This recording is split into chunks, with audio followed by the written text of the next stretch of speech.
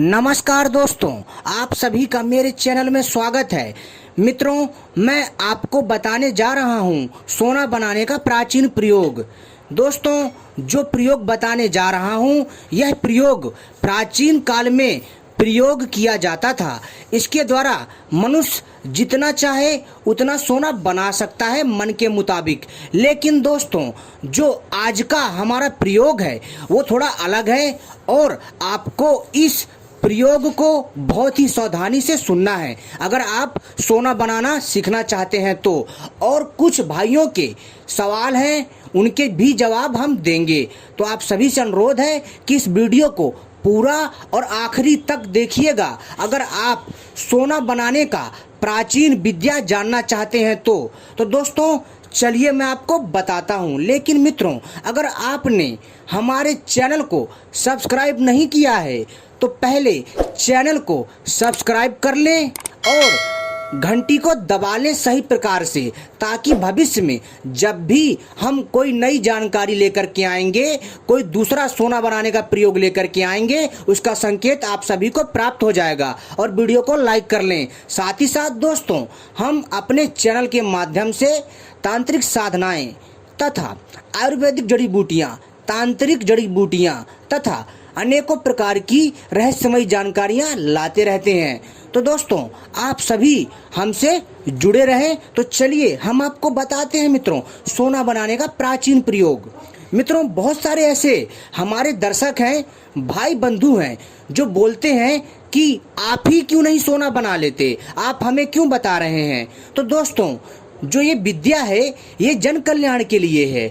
दोस्तों, इस प्रयोग को बड़े ही सावधानी से करना चाहिए और इस प्रयोग को जो व्यक्ति सही तरीके से और दिल लगा करके मेहनत करता है तो सफल अवश्य होता है। मेरा मकसद है दोस्तों आपको प्राचीन ज्ञान के बारे में सही प्रकार से जानकारी देना, क्योंकि उस काल में भारतवर्ष में सोना औषधियों के माध्यम से बनता था। अब बहुत सारे सवाल करते हैं कि क्या औषधियों के माध्यम से, जड़ी बूटियों के माध्यम से असली सोना बनता है। तो दोस्तों 100% शुद्ध असली सोना बनता है औषधियों के माध्यम से।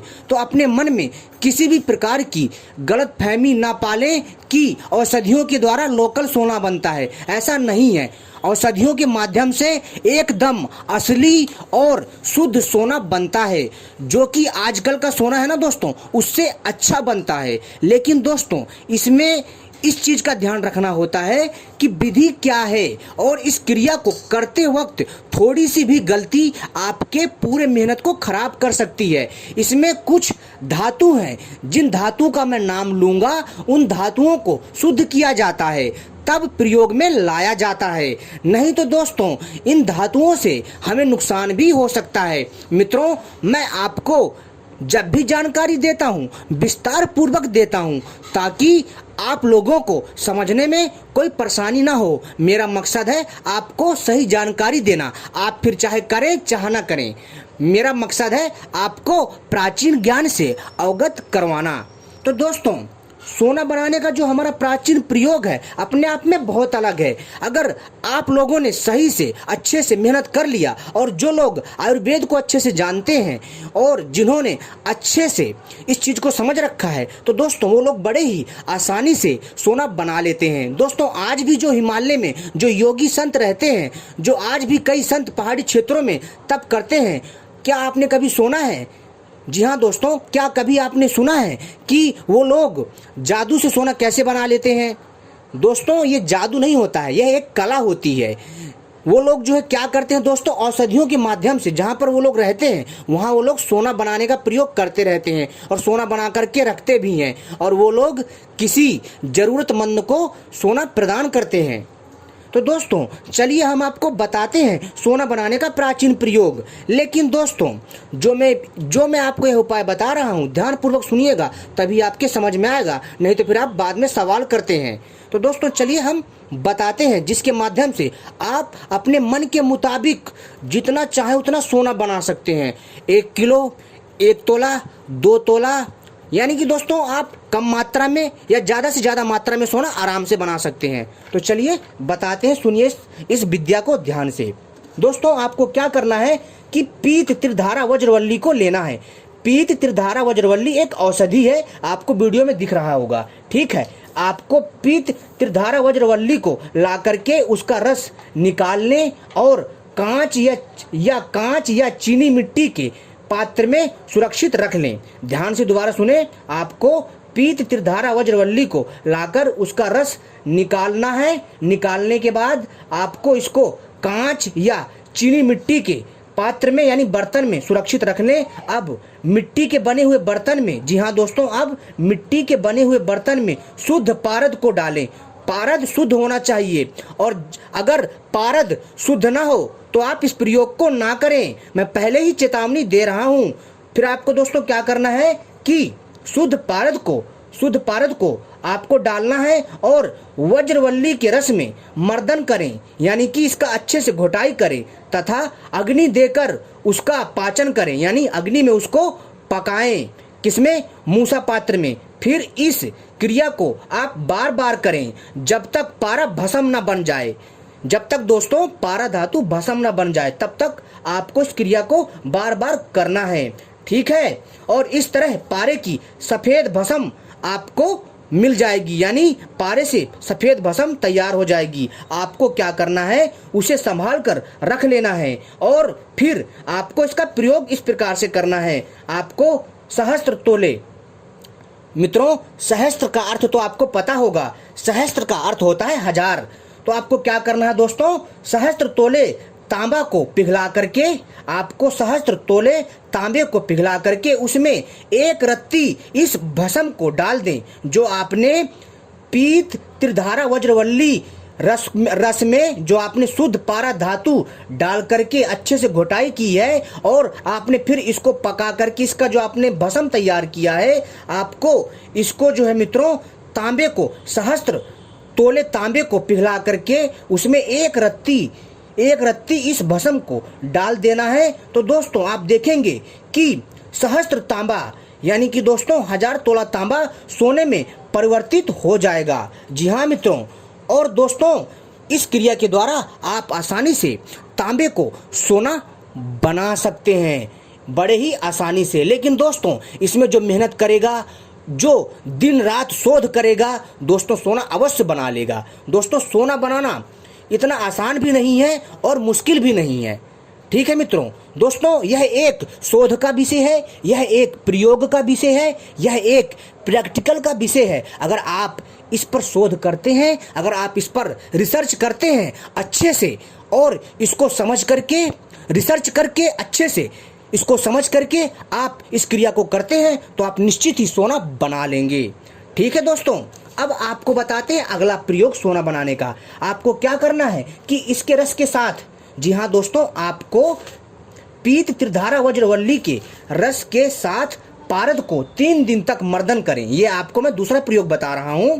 आपको क्या करना है, पीत त्रिधारा वज्रवल्ली के रस को जो है पारद को 3 दिन तक इसके साथ पारद करें, यानी कि आपको जो पीत त्रिधारा वज्रवल्ली है इसके रस में आपको पारा धातु को 3 दिन तक मर्दन करना है, यानी घुटाई करनी है 3 दिन तक।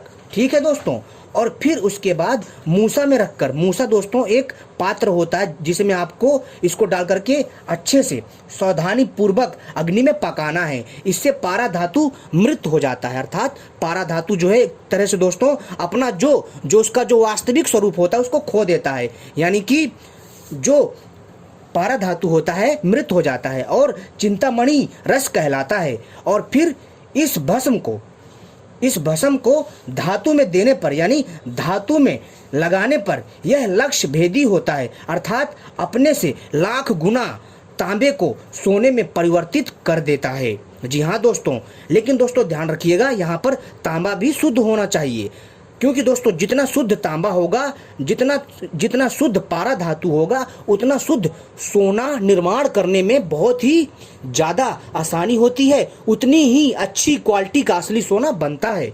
दोस्तों यह क्रिया अपने आप में बहुत अलौकिक है, इस क्रिया को कोई भी कर सकता है। यह जानकारी मैंने केवल और केवल दोस्तों ज्ञान के उद्देश्य से दी है, और इस जानकारी को, इस प्रयोग को विशेषज्ञ की निगरानी में करें, इस चीज़ का विशेष ध्यान रखें दोस्तों। ठीक है, अन्यथा आप इसके हानि और लाभ के स्वयं जिम्मेदार होंगे।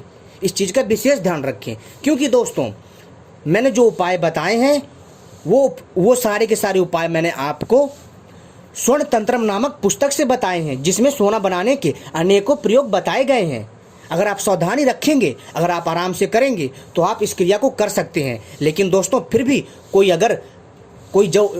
अच्छा जानकार हो, जो अच्छा मार्गदर्शक हो, आप उसकी निगरानी में करिएगा, आपको बहुत जल्दी सफलता मिलेगी। इसलिए दोस्तों कहा जाता है कि बिना गुरु के और बिना विशेषज्ञ के हमें कोई भी कार्य हो उसमें दोस्तों हमें बहुत ज़्यादा मेहनत करना पड़ता है और बहुत दिक्कत आती है। अगर आप किसी विशेषज्ञ की निगरानी में इस क्रिया को अंजाम देंगे तो दोस्तों बहुत जल्दी सफलता प्राप्त होगी।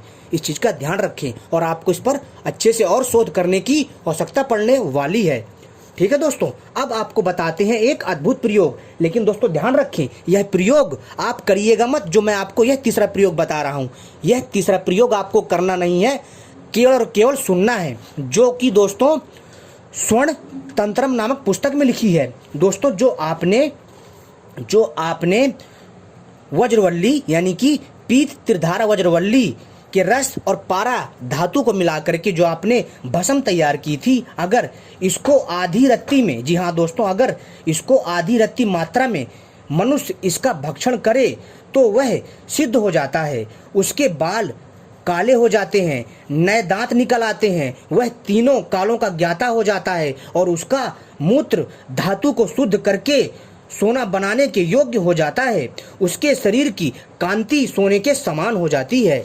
दोस्तों पारा धातु दोस्तों अपने आप में अमृत है, लेकिन दोस्तों अगर यह शुद्ध ना हो तो दोस्तों विष के समान होता है।